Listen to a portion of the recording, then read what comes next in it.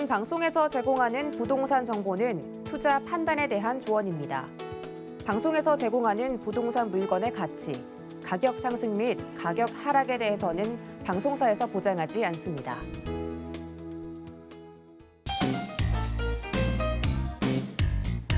안녕하세요. 손에 잡히는 부동산 정보, 부동산 올인원 최슬기입니다. 이민 연초 국내 부동산 시장은 연일 안개 속을 걷고 있습니다. 서울을 비롯해서 수도권 주택 매매 가격 상승세가 눈에 띄게 줄어들었는데요. 그럼에도 불구하고 이민년 한 해는 그동안 침체를 겪었던 이 재건축과 재개발 부문에 새로운 활로가 열릴 전망입니다. 향후 부동산 정책의 향방을 결정할 대선이 눈앞으로 다가왔는데요. 여야 대통령 후보 모두 이 정비사업 활성화를 공약으로 내세우고 있죠. 그런데다가 서울시의 공공재개발과 신속통합기획이 이 속도를 낸 만큼 시장에 어떤 영향을 주게 될지 같이 주목해 봐야겠습니다.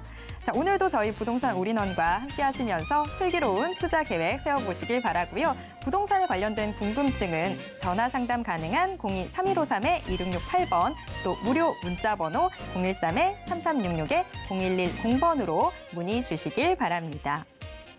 또 부동산 올인원 생방송은 유튜브로도 함께 하실 수 있는데요. 유튜브에서 서울경제TV 검색하신 후에 실시간 스트리밍 방송으로 함께 해주시길 바랍니다. 그리고 지금 화면 하단에 나오는 QR코드 찍고 노란 톡방 입장하시면요. 부동산에 관련된 최신 정보 받아보실 수 있고요. 또 부동산에 대한 궁금증도 해결해 보실 수 있습니다. 참고로 본 방송에서 제공해드리는 정보는 투자 판단에 대한 조언일 뿐 해당 부동산의 가치와 수익률을 보장하진 않습니다. 또 서울경제TV, 서울경제신문은 당사의 브랜드입니다. 서울경제증권TV와는 무관하다라는 점 꼭 기억해 주시길 바랍니다. 자, 그럼 부동산 올인원 지금 시작합니다.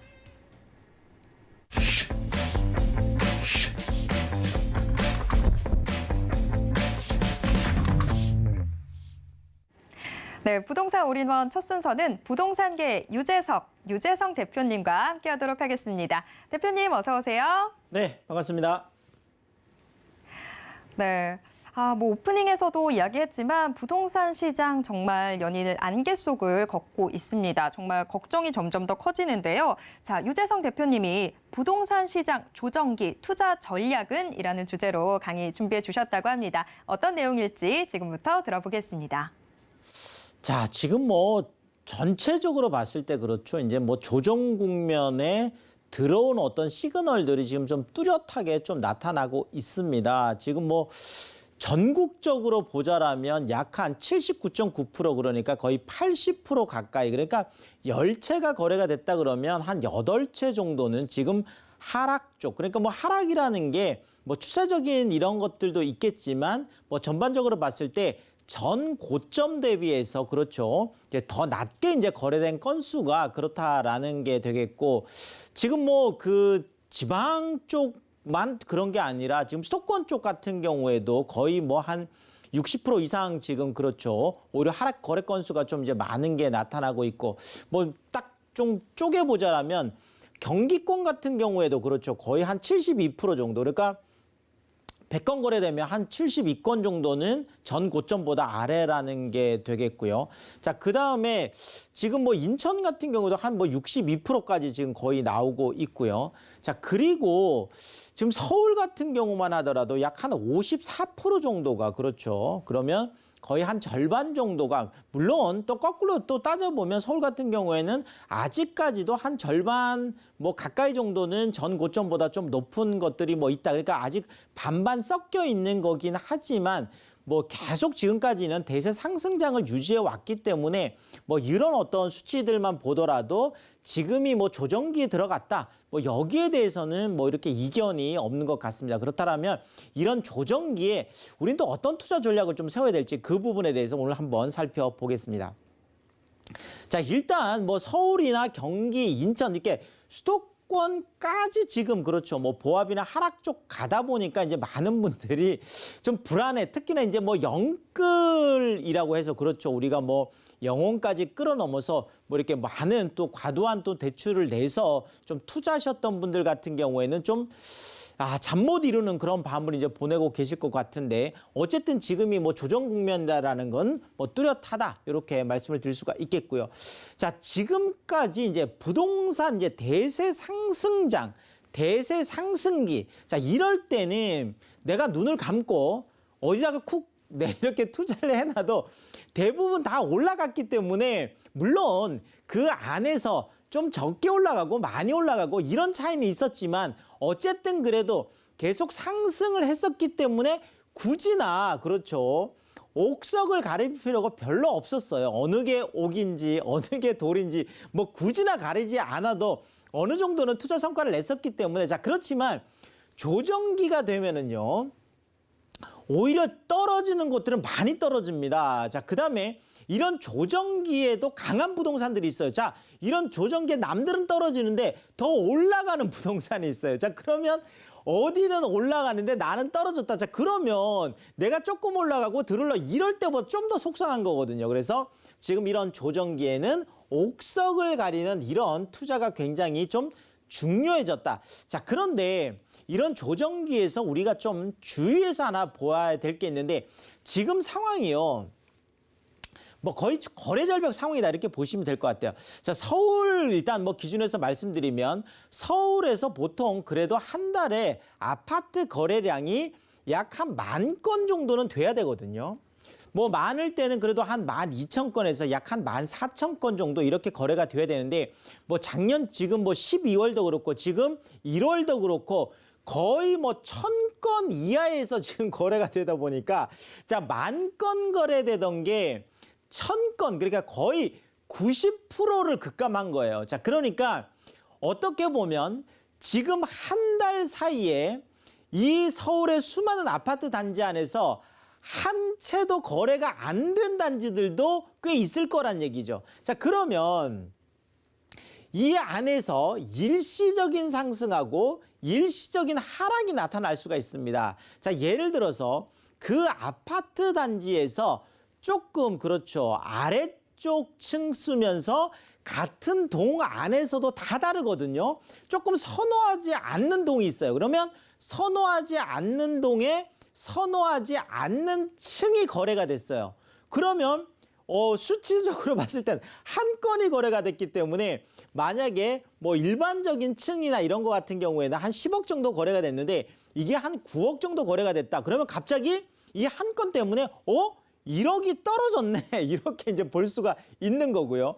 뭐 예를 들면 전월에 그러니까 12월에는 이렇게 안 좋은 층이 거래가 됐어요. 그래서 한 9억 정도의 거래가 됐는데 이번에는 뭐 정상적인 거래가 일어난 거죠. 그래서 딱 한 건이 더 거래가 됐는데 한 10억 정도의 거래가 됐어요. 자, 그럼 10억짜리가 10억짜리에 거래됐으니까 오른 게 아니에요. 자, 그런데 전 고점이 다시 9억으로 떨어졌기 때문에 마치 또 1억이 올라갈 것 같은 이런 그렇죠. 착시 현상이 생긴다라는 거죠. 자, 그래서 이런 거래 절벽이 있는 상황에서 이제 생기는 이런 상승과 하락 같은 경우에는 추세적인 뭐 한 10,000건 정도가 거래돼서 그래도 한 달에 이번 우리 아파트 단지에서 그래도 뭐 한 10건, 20건 정도가 거래가 됐다라면 뭐 싸게 거래가 된 것도 있고 비싸게 거래가 된 것도 있고 뭐 이런 것들이 다 이렇게 돼서 평균적인 추세선이 나올 텐데 지금은 그렇지 않은 상황이기 때문에 어떤 그 한 점들 상승과 하락 쪽에 있는 그 점들만 보고 우리가 어떤 판단을 하기에는 굉장히 나쁜 상황이다. 이 부분 우리가 조정기에 좀 잘 챙겨볼 필요가 있겠습니다. 자, 그리고 이런 조정기에는 보면 그렇죠.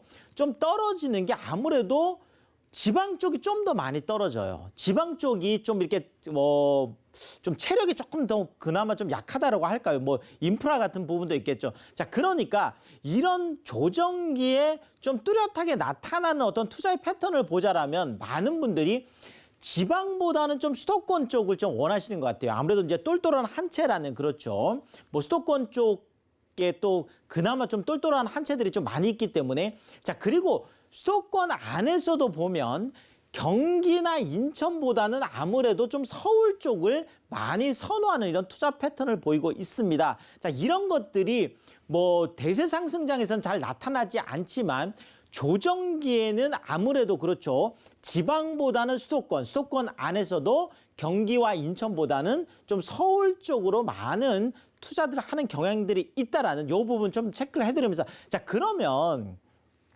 서울 안에서도 보면 그렇죠. 서울의 중심권이라는 곳이 있고 서울의 또 외곽이라는 것이 있습니다. 그러면 중심권이라는 것을 어떻게 우리가 좀 알 수 있느냐 좀 편하게 좀 말씀드리면 자 일단은 비슷한 가격대라면 자 예를 들어서 33평 아파트 84제곱 전용 84제곱미터 33평 아파트가 약 한 그렇죠 5억 정도 한다 그러면 자 이쪽 저쪽 지역에 이런 것들이 많이 널려 있습니다. 그러면 비슷한 가격대라고 한다라면 아무래도 한강이 가까운 그렇죠 한강 인프라를 좀 잘 누릴 수 있는 이런 쪽으로 조금 뭐 투자를 하시면 좋을 것 같고 자 그다음에 지금 또 비슷한 만약에 가격대다 비슷한 입대라고 한다라면 3대 업무지구 우리가 보통 종로 광화문 쪽 얘기하고요. 그다음에 강남 좀 얘기를 하죠. 그다음에 여의도 영등포 쪽을 얘기를 많이 하는데 이런 3대 업무지구하고 3대 도심이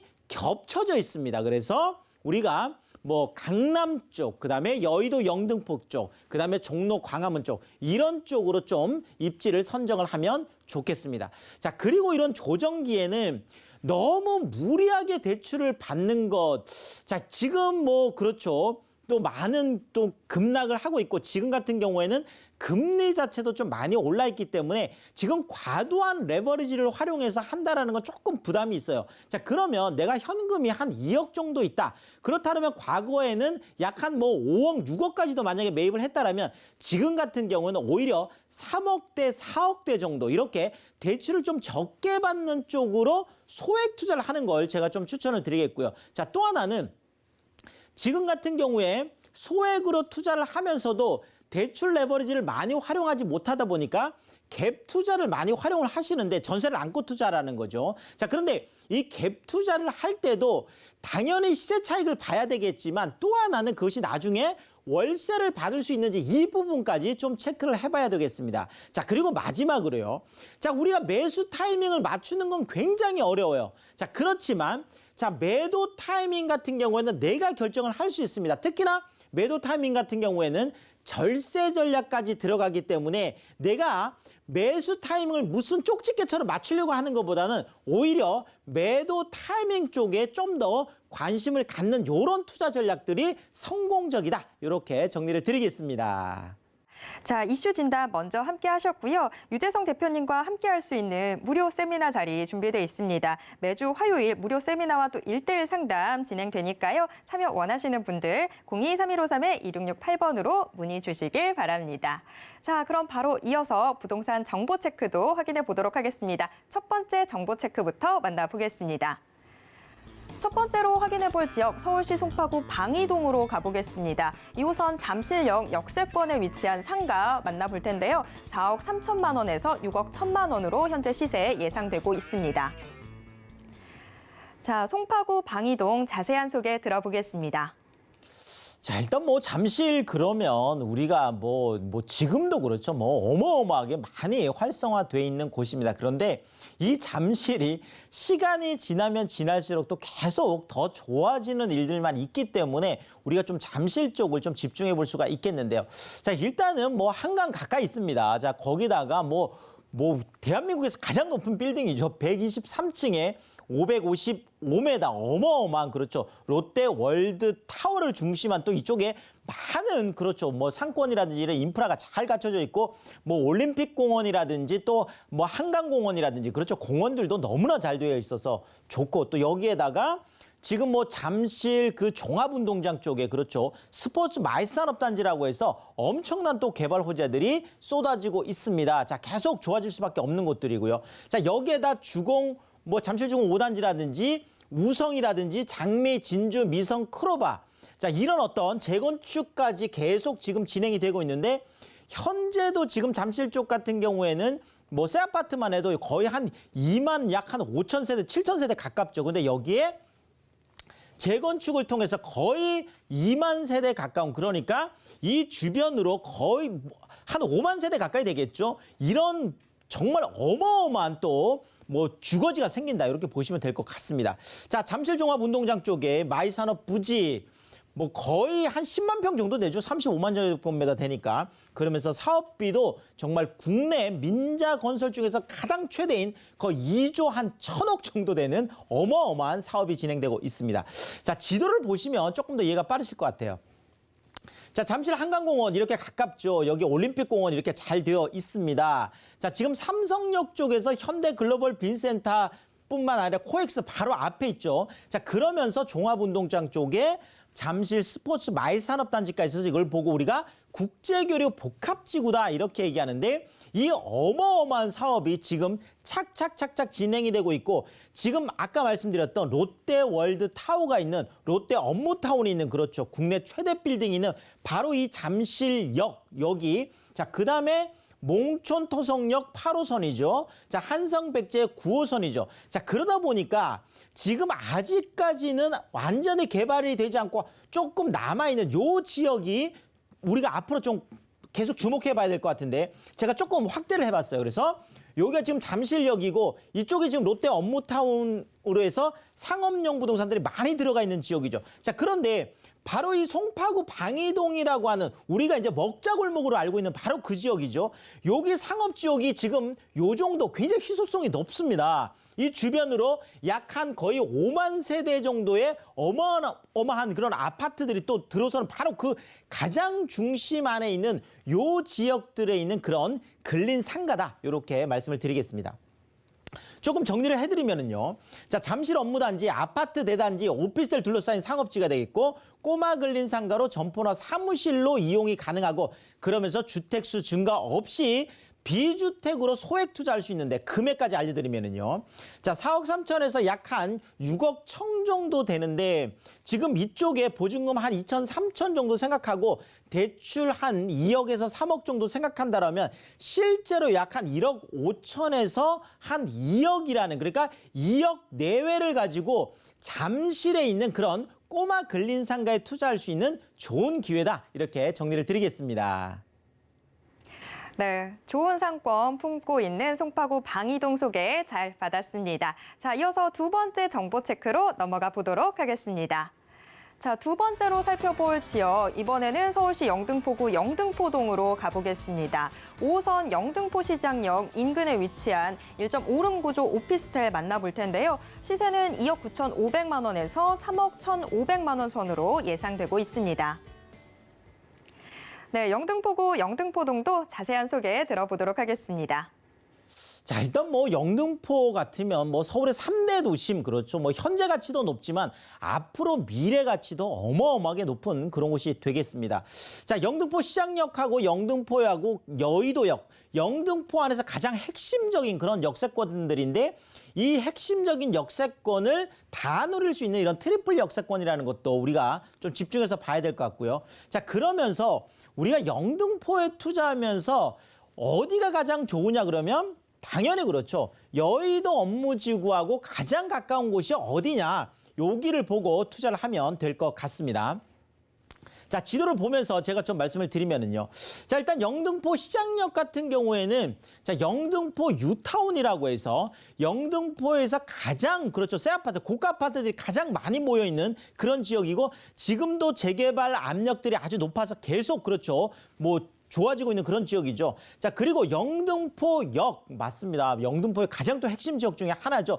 지금 뭐 쪽방촌 개발이라든지 또 집장촌 개발 또 그리고 또 이쪽에 뭐 제2세종문화회관이 들어가고 영등포 또 고가차도가 이거 없어지는 요런 것들 그렇죠. 다 호재들입니다. 그러면서 여의도역. 자, 여의도역 같은 경우에는 GTX 비노선, 신안산선. 자, 광역급 팽철도가 더블 역세권으로 또 생기는 곳인데 이미 5호선하고 9호선 그렇죠. 또 더블 역세권인 바로 그런 지역이 되겠습니다. 그래서 지금 바로 이쪽 지역이 되겠는데요.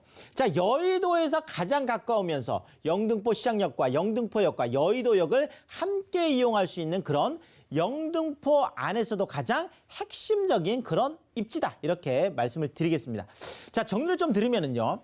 영등포 유타운의 확장, 영등포 역세권 개발, 여의도 재건축 이슈까지 다 챙길 수 있고요. 자, 지식산업센터하고 금융지구 안에 수많은 일자리가 있습니다. 자, 그러면서 백화점 같은 많은 상업시설들, 인프라들이 잘 돼 있고 대규모 공원들도 잘 돼 있죠. 자, 그러면서 이쪽에 수많은 1인 가구들이 있는데 이 1인 가구 직장인들이 너무나 좋아하는 방 하나에 분리형 거실, 주방, 욕실까지 갖추고 있는 1.5룸 구조의 그것도 에어컨, 세탁기, 냉장고 이런 것들은 기본적으로 있고 스타일러 같은 의류 관리기까지 있는 그런 풀 빌트인 그런 풀 퍼니시드 그런 오피스텔이다 이렇게 말씀을 드리겠습니다.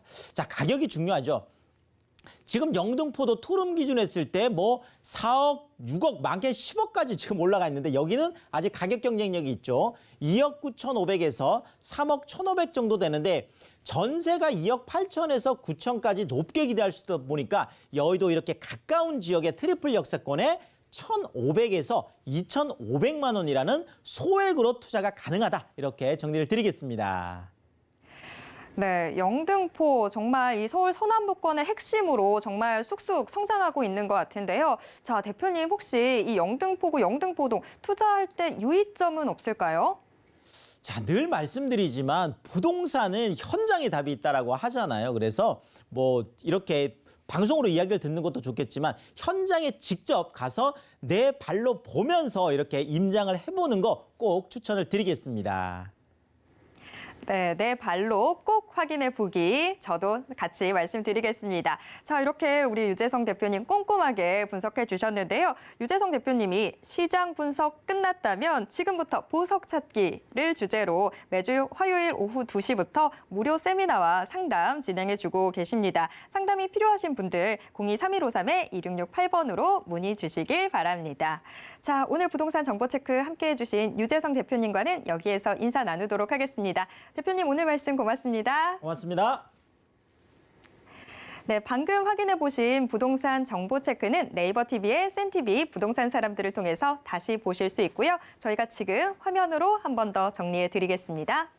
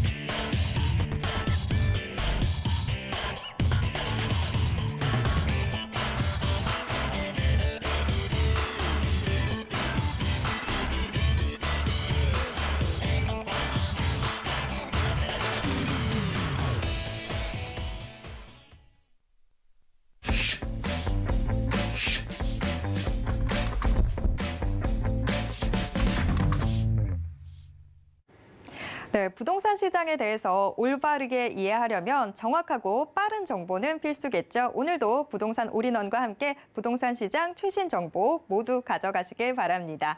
자, 부동산 올인원 이번 순서는 부동산 투자의 길라잡이 이윤범 대표님과 함께하도록 하겠습니다. 대표님 어서 오세요. 네, 안녕하세요. 네, 오늘 이윤범 대표님이 이 평택 고덕 신도시 투자 전략은이라는 주제로 강의 준비해 주셨다고 하는데요. 자, 어떤 내용일지 지금부터 들어보겠습니다. 네, 안녕하십니까. 이지 부동산 연구소 대표 이윤범입니다. 요즘에 이 부동산 투자자분들께서 전국적으로 이 경기도 평택에 매우 관심도가 높은데요. 그 평택 안에서도 이 고덕 국제 신도시를 빼놓을 수가 없죠. 그렇다면 이 전국적인 투자 열풍이 왜 고덕 국제 신도시에 집중이 됐는지 한번 제가 오늘 여러분들에게 설명을 해드리려고 합니다. 자, 평택 고덕 국제 신도시 투자 전략은 우선 제가 목차를 한번 정리를 해봤는데요. 우선 첫 번째로 이 고덕 신도시를 제가 한번 소개를 해드리겠습니다. 그리고 이 많이들 들어보셨을 텐데 이 3세권이라고 하죠. 이 삼성을 품은 기업 도시, 그런 3세권 도시의 경제적 파급 효과. 그리고 그 주변 인프라 소개, 그리고 이제 평택의 이 주택 현재 동향은 어떻게 되는지 고덕 신도시 투자하기까지 제가 팁을 여러분들에게 드리도록 하겠습니다. 자, 그전에 그러면 이 평택 고덕 국제 신도시 제가 소개를 먼저 간단하게 해드릴 건데요. 우선 이 탄생 배경을 제가 먼저 말씀을 드리겠습니다. 이 서울특별시 용산구에 있는 이 주한미군 용산기지를 이 경기도 평택에 있는 이 험프리스로 이전을 해옵니다. 그래서 이 평택지원특별법이 제정이 되고요. 그래서 이제 정부로부터 이 신도시, 국가 지원 신도시를 약속을 받게 되죠. 그러면서 이 다른 수도권 신도시와 다르게 이름에 이 국제라는 말이 하나가 더 붙게 됩니다. 자, 사업 개요는 위치를 보자면 경기도 평택시 서정동 고덕명 일대에 있고요. 총 주택은 56만, 그리고 인구는 14만 예정이 되어 있죠. 이 추정 사업비로는 8조 2천억, 그리고 경기도 LH와 경기도시공사 그리고 평택도시공사가 이 개발 주체를 맡고 있습니다.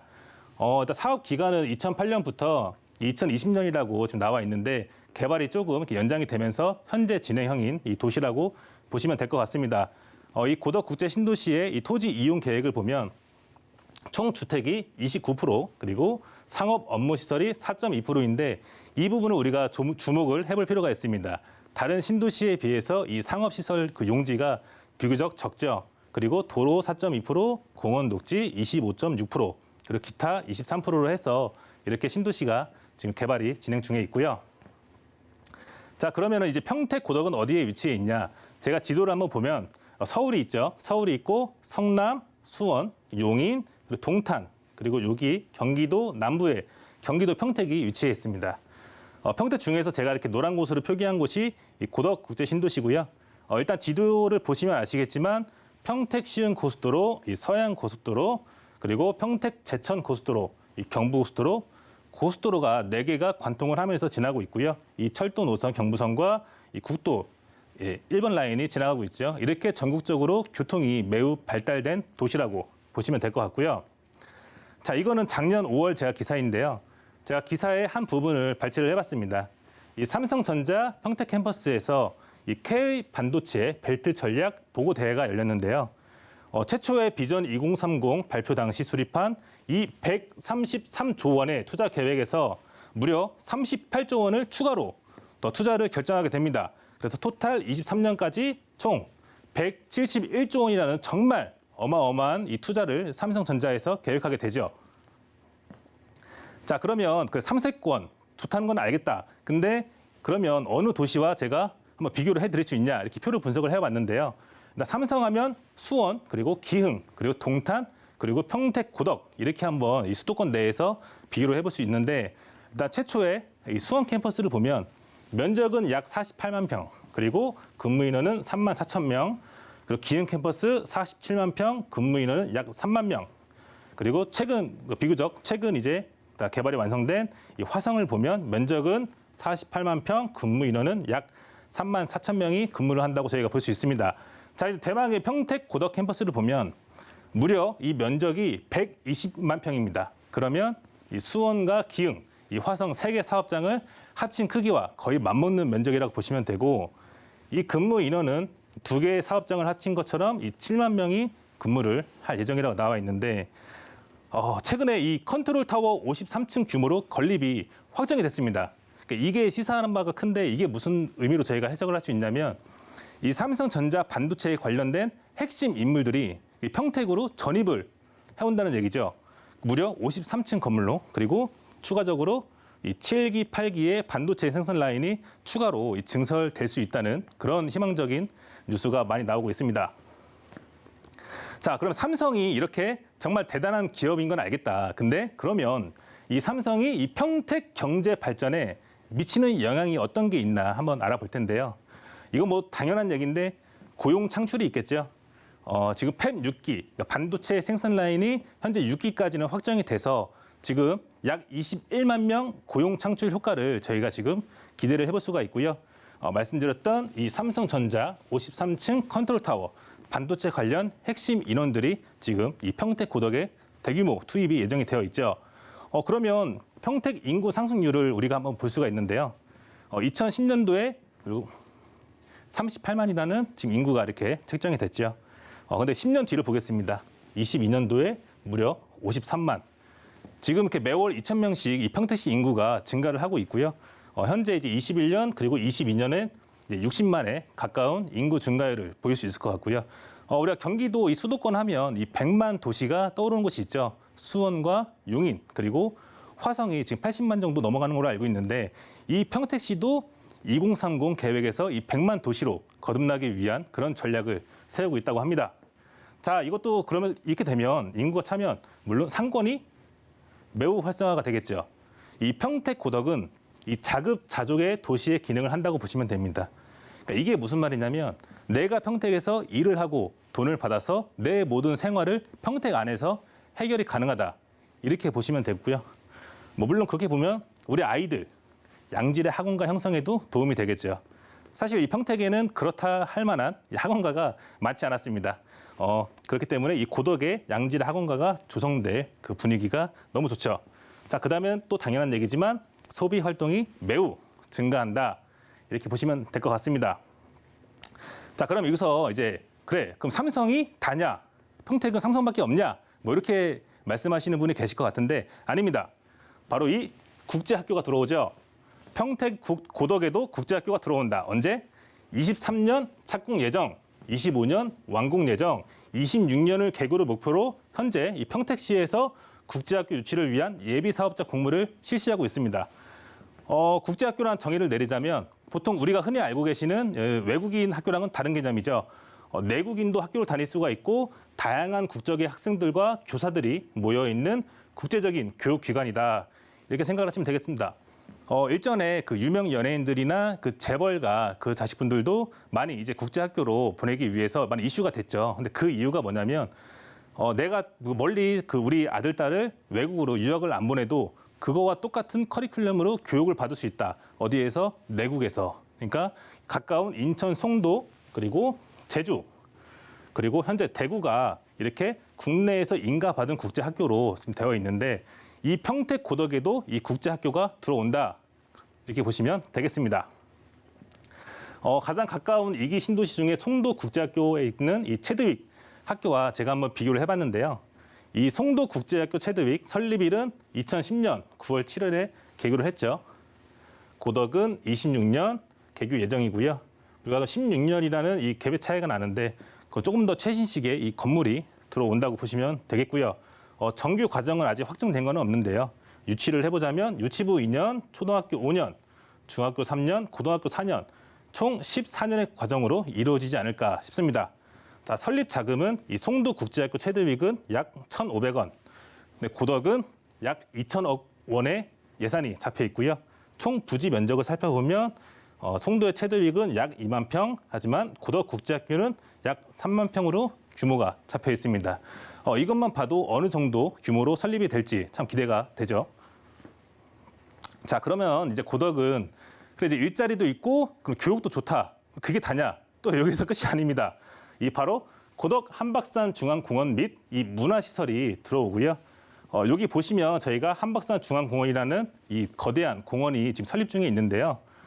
수변 여가존, 예술 테마존, 에코 체험존, 오감 힐링존, 글로벌 체험존 이렇게 5가지 테마로 현재 이렇게 지금 건축이 개발이 되고 있고요.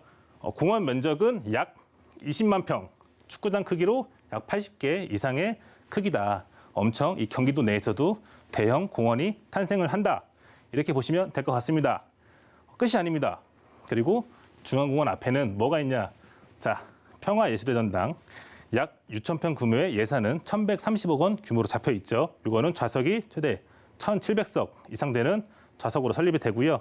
비슷한 사이즈로 도서관, 박물관, 창의 체험관 이렇게 문화시설이 4인방이 이 한박산 공원 내에 위치하게 돼 있다. 이렇게 이해하시면 되겠습니다. 이 지도상으로 보시면 이 에듀타운 국제학교 부지가 있는데 지도만 봐도 가깝죠. 가까운 곳에 그러니까 우리 아이들이 도보로 이 학교와 이 문화시설을 이용할 수 있는 그런 곳이다. 이렇게 이해를 하시면 되겠습니다.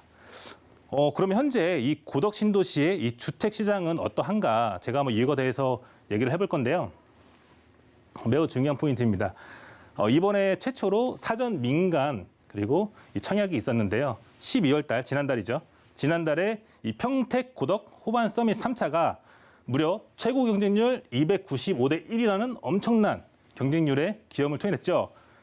그런데 이에 질세라 이번 달 1월 달에 그 바로 옆 단지에 대방 디에트르라는 단지가 있습니다. 이 단지가 458대 1이라는 정말 기록적인 경쟁률을 기록을 하면서 이 고덕 신도시의 청약 경쟁률을 갈아치웠고요. 이거는 경기도 내에서도 정말 손꼽히는 엄청난 경쟁률을 기록했죠. 여기 빨간색 네모 친 곳이 있는데 여기는 이 고덕내에 있는 동양 파라곤 1차라는 아파트의 지금 매매 시세를 제가 그래프로 가져와 봤습니다. 2019년도에 다 입주를 했고요. 평형 세 개의 평형이 있는데 금액을 보시면 뭐 3억 중후반, 뭐 4억 이렇게 언저리에 나와 있죠. 이 사실 19년도는 이 평택에서도 굉장히 부동산이 어려운 시기였습니다. 공급 물량 폭탄으로 인해서 어떤 곳은 뭐 마이너스 5천만 원에서 마이너스 7천만 원까지 마이너스 P가 형성이 되었는데 이 고덕에 있는 동양 파라곤은 그나마 가격 방어를 좀 했죠. 무피거나 플러스 P 한 1,000만 원 정도 이런 시세를 형성을 했는데요. 불과 21년 그리고 22년 현재까지 상승 그래프를 한번 보시면 그 아파트 매매 시세가 250% 이상 다 상승을 한 것을 볼 수가 있습니다. 그렇기 때문에 이 많은 인원들이 고덕에 입성을 하면 시세 차익을 무려 5억 이상 낼 수 있다는 기대감에 이렇게 지금 많은 분들이 지원을 하신 거죠. 자, 그러면 평택에는 이제 고덕 신도시만 있냐? 아닙니다. 고덕 신도시 인근에 브레인시티와 이 평택 지지역이 있죠. 여기서 이제 브레인시티를 저희가 한번 보면 얼마 전에 이 카이스트 평택 캠퍼스 2024년 설립이 확정이 됐습니다. 이게 무슨 의미를 가진다면 학부와 이 대학원까지 모두 이 평택 캠퍼스에 와서 지금 공부를 할 거고요. 삼성전자와 협약을 맺었습니다. 협약을 맺어서 이 반도체에 대한 그 인력을 양성하기 위해서 이 카이스트와 협약을 맺어서 평택 카이스트에서 공부를 하고 그 인원들은 우리 고덕에 있는 삼성전자로 와서 근무를 해라. 이렇게 협약을 맺었고 평택의 아주대학병원 2027년 개원이 확정이 됐죠. 사실 좀 이렇게 평택에서 우리가 몸이 안 좋으면 인근의 수원이나 그 천안으로 차량을 이용해서 보통 갔는데요. 이제는 양질의 이런 병원 시설까지 평택에서 이용을 할 수가 있습니다. 그리고 이제 평택 지지역을 우리가 눈여겨봐야 되는데요. 평택 지지역은 과거에는 이렇게 시골에 있던 한적한 하나의 역사였습니다. 그때는 이 지하철 1호선이 운행만 했고요. 그 다음에 이제 이 SRT라는 열차가 지금 도입이 되면서 강남 수서역까지 20분권 안에 들어올 수 있는 고속 열차가 들어오게 되죠. 여기서 끝이 아닙니다. 자, 2025년에는 이 수원발 KTX가 확장이 되면서 이 트리플 역세권으로 거듭나게 됩니다. 그러면서 주변 일대가 엄청 이제 개발하게 되고요. 지난달에 이 대광법이죠. 대도시 광역철도법이 개정되면서 이 GTX 작년에 엄청 핫했잖아요. 이 GTX 노선이 평택 지지역까지 연장 가능성이 매우 확대가 됐다. 이렇게 보시면 되겠습니다. 올 봄에 우리나라 빅 이벤트가 있지 않습니까? 바로 대선이 있죠. 이 대선의 유력한 후보 두 분께서 최근 뉴스를 보면 이 평택까지 GTX 노선을 연장한다는 공약을 세우셨습니다. 그래서 매우 유력한 청신호가 들어왔다. 그렇게 되면 이 쿼터 역세권이 평택에서 탄생을 한다. 이렇게 보시면 되겠죠. 자, 그러면 고덕 신도시와 평택이 좋은 건 알겠다. 그러면 우리 이제 투자를 하기 위해선 어떻게 접근을 해야 되나? 자, 그 방법을 알려드릴 건데요. 팁을 오늘 두 가지를 제가 알려드리겠습니다. 우선 에듀타운 상가에 주목하라. 에듀타운은 제가 다음 화면에서 설명을 드리겠습니다. 지도를 보면서. 이 에듀타운은 배우 수요가 22,000세대, 이 독보적인 항아리 상권을 가지고 있다. 그리고 이 국제학교 설립 효과로 인한 초등학교, 중학교, 고등학교의 영어 특화 구역 지정이 된다. 그리고 에듀타운은 교육, 문화, 시설의 집합체다. 이렇게 이해를 하시면 되는데요. 자, 여기 보시면 그 고덕 신도시 전체 지도가 있죠. 여기 삼성이 이렇게 동쪽에 한 30%를 차지하고 있고요. 이 바로 왼쪽에 이 동그라미 치는 곳이 에듀타운입니다. 여기는 물론 호수공원도 있고 설명드렸던 이 한박산 공원도 있고요. 이런 문화시설들도 있고 이 앞에 보시면 여기 표시된 곳들이 다 아파트 라인인데요. 이곳은 현재 입주를 했거나 입주 예정인 곳들입니다. 이곳에 바로 국제학교가 들어오고요. 여러 가지 아파트 포인트들이 많이들 보이실 거예요. 근데 국제학교뿐만 아니라 자, 초등학교, 고등학교, 특목고, 중학교, 초등학교, 그리고 초등학교, 고등학교, 중학교, 초등학교. 총 초등학교 4개, 중학교 2개, 고등학교 3개의 부지가 지도상만 봐도 이렇게 다 설정이 되어 있는데, 물론 이거 국제학교를 뺀 그 일반 학급을 제가 말씀을 드린 거예요. 이 학급들 중에 보시면은 주변이 다 이렇게 아파트로 둘러싸여 있고, 이 공원 문화시설이 집합이 되어 있다. 호수공원도 마찬가지고요. 여기 빨간색으로 보이는 곳이 이제 이 BRT가 이제 깔리게 될 텐데, 이 고덕 신도시는 이 BRT 노선을 정말 잘 만들었습니다. 그래서 이 BRT를 타고 이 고덕 국제 대로를 어디든 다 이동할 수 있다는 장점이 있죠. 여러분들 그 신도시를 처음에 개발할 때 신도시에서 가장 이제 먼저 개발되는 게 어떤 건지 아시나요? 뭐 인프라나 학교는 사실 조금 늦어질 수도 있습니다. 그러나 이런 공동주택, 이 아파트 부지는요, 웬만하면은 그 시기에 맞게끔 들어오게 되어 있습니다. 그냥 건설사에서도 늦어지면 늦어질수록 손해를 보기 때문이죠. 이 아파트 배후 수요들이 24년, 늦어도 25년까지 모두 다 거주를 해서 이쪽에서 이제 사실 예정이죠. 물론 뭐 고덕에도 많은 곳들이 있습니다. 여기 가운데 뭐 중심상가도 있고 서정리역 그 교류센터도 있는데, 제가 이 에듀타운에 주목하라는 이유는 바로 그겁니다. 이 배우 수요가 어쩔 수 없이 이곳에서 들어와서 거주를 해야 되기 때문이죠. 그리고 평택도 조정지역이기 때문에 여기는 공동주택으로서 전월세 금지법, 그러니까 임대를 주지를 못합니다. 내가 실거주를 해야 되는 곳입니다. 그래서 실거주 요건을 모두 채워야 되기 때문에 입주를 한다. 그래서 고덕 내에서도 에듀타운이 개발이 가장 빠를 것이다. 제가 이렇게 보고 있고요. 자, 요거는 이제 평택 고덕 이 상가 투자의 장단점에 대해서 그럼 제가 말씀을 드릴 건데요.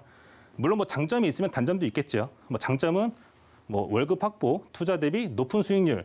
근데 제일 고덕에서는 매력적으로 보아야 될 거는 독보적인 항아리 상권이고 이 자급 자족 도시의 기능을 한다. 이 부분은 포인트를 두셔야 되고, 그리고 상가는 뭐 모든 상가가 마찬가지겠지만 손쉬운 임차 관리, 뭐 아파트나 주택에 비해서 뭐 이제 임차 관리가 쉽죠. 그리고 전매 무제한 그 주택수에 포함되지 않는다. 그럼 단점이 뭐가 있냐면 이 상가는 사실 이제 실투자금이 좀 많습니다.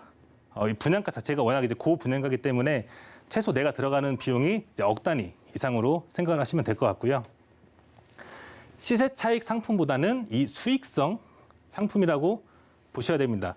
보통 신도시에 내가 상가를 투자해서 망했다, 힘들다, 누가 투자했냐, 하지 마라, 이런 말씀 많이 들으실 텐데 그분들은 이것 때문에 그렇습니다. 그 분양 직원들의 말도 안 되는 뭐 분양 시세 차익 볼 수 있다, 안 되거든요. 이 신도시는 완성되기까지 꽤 오랜 시간이 걸립니다. 완성이 된 이후에 상권이 활발히 돌아갔을 때 그때 이 시세 차익을 볼 수가 있는 거고요. 그리고 일단은 단기적으로는 이 수익형 상품이다라고 이해를 하시고 장기적으로 5년 아니면 10년 이상 내가 끌고 갈 자금 여력을, 자금 계획을 잘 세우셔서 접근을 하셔야 된다고 보시면 됩니다. 그렇기 때문에 전문가와 이 충분한 상권 분석을 통해서 접근을 하시고요. 더군다나 이 신도시 투자는 신중하게 접근을 하실 필요가 있다. 이렇게 말씀을 드리고 싶습니다.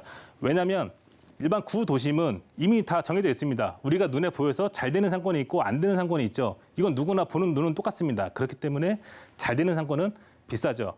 수익률이 적어질 수가 있는데 이 신도시는 사실 아무도 알 수가 없습니다. 어디가 잘 될지, 어디가 조금 힘들지 알 수가 없기 때문에 전문가와 충분한 상담을 통해서 진행을 하시고요. 자, 그렇다면 나는 억대의 투자금이 없다. 근데 이 고덕 신도시에 뭔가 투자를 하고 싶다. 이런 분들에게도 제가 한 가지 팁을 드리겠습니다. 자, 이 지식산업센터라는 요즘에 많이들 들어보셨을 텐데 이게 뭐냐면 요 그림들 저희 차로 이동하시면서 많이들 보셨을 거예요. 이렇게 멋지게 생긴 이 건물이 지식산업센터인데요. 이게 최초에는 이 우리나라는 이 제조형 그 산업시설이 많이 발달을 했죠. 그렇기 때문에 우리나라가 이렇게 성장을 할 수 있었던 거고요. 그만큼 공장 부지가 굉장히 많았습니다. 한번 예전을 과거를 떠올려 보시면 이해가 하기 쉬우실 텐데 그런 부지 면적을 줄이고자 이렇게 최초의 아파트형 공장이 탄생을 하게 되죠. 이거는 이제 정부에서 이렇게 미는 그런 시스템이라고 보시면 될 것 같고요. 이게 이제 변형이 됩니다. 요즘에 잘 아시겠지만 우리나라는 물론 제조형도 있지만 이 지식 산업을 기반으로 한 이 IT 이런 벤처 사업이 굉장히 핫하게 지금 뜨고 있죠. 그렇기 때문에 지식산업센터라는 이름으로 2010년도에 탄생을 하게 됩니다. 자, 지식산업센터도 이게 뭐 장점만 있냐 그런 건 아니고요. 일단은 장점 먼저 보여드리자면 레버리지 극대화, 이 담보대출이 무려 90%까지 받을 수 있습니다. 이거는 이제 정부에서 투자 상품보다는 뭔가 이제 사업을 영위하고 싶은 분들에게 적극적으로 만들어드린 제도이기 때문에 대출 많이 해줍니다. 그래서 이 최초의 계약금 10%로 잔금까지 끌고 갈 수 있다 이렇게 보시면 될 것 같고요. 이 고덕은 또 아직 동네 자체가 더 완성이 안 된 동네이기 때문에 비교적 저렴한 분양가로 초기에 진입이 가능하다 이렇게 보시면 되고요. 일단은 지금 예정돼 있는 물량을 보면 수요 대비해서 공급 물량이 많이 지금 부족한 경우고요.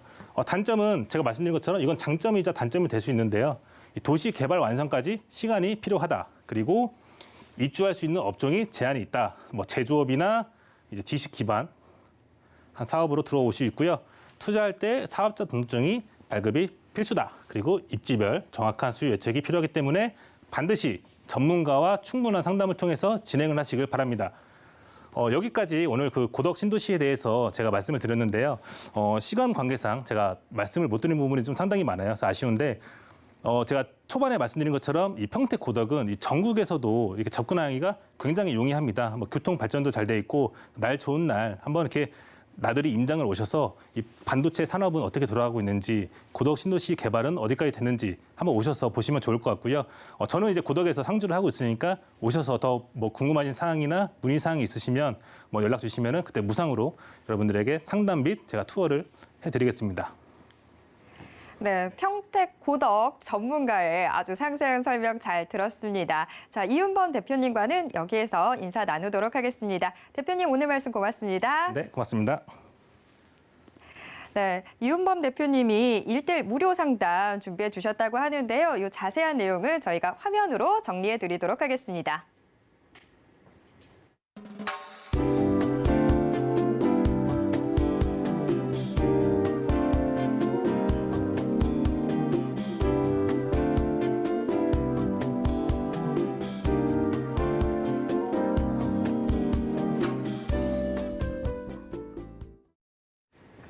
네, 부동산 올인원에서 제공해드리는 정보는 투자 판단에 대한 조언일 뿐 해당 부동산의 가치와 수익률을 보장하진 않습니다.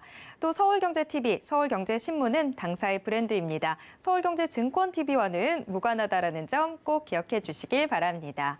자, 그리고 오늘 방송은요, 서울경제TV 홈페이지와 또 네이버TV의 센TV 부동산 사람들을 통해서 다시 보실 수 있고요. 방송이 끝난 이후에도 저희의 상담 창구는 열려 있습니다. 이 부동산에 대해서 궁금하신 점 있으신 분들 전화 상담 번호 02-3153-2668번 또 무료 문자 번호 013-3366-0110번으로 문의 주시고요.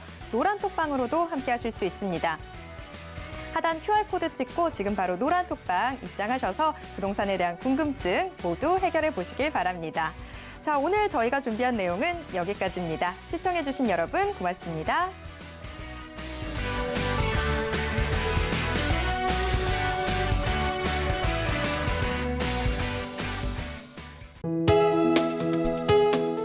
본 방송에서 제공하는 부동산 정보는 투자 판단에 대한 조언입니다. 방송에서 제공하는 부동산 물건의 가치, 가격 상승 및 가격 하락에 대해서는 방송사에서 보장하지 않습니다.